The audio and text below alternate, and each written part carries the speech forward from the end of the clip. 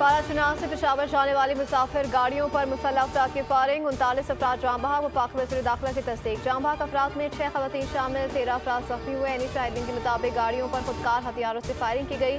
सदर आसिफ अली जरदारी, वज़ीर आज़म चेयरमैन बिलावल भुट्टो, वज़ीर दाखिला मोहसिन नकवी और वज़ीर आला पंजाब नदीम नवाज के वाक़े की मजम्मत। निहत्ते मुसाफिरों पर हमला इंतहाई बुज़दिलाना और इंसानियत सोस अमल करार दिया गया।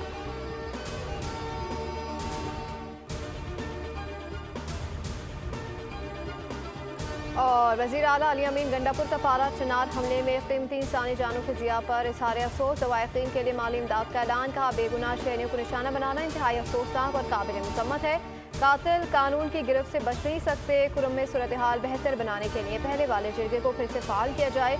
जाम बहक अफराद की मग़फ़िरत और पसमानदगान के लिए सब्र जमील की दुआ।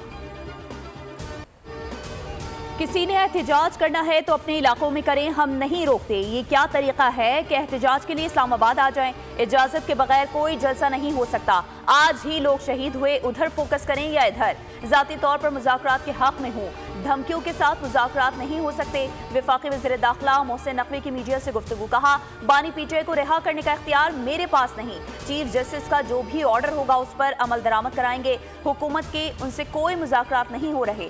अगर इनकी मुज़ाकरात की ख्वाहिश है तो बताएं।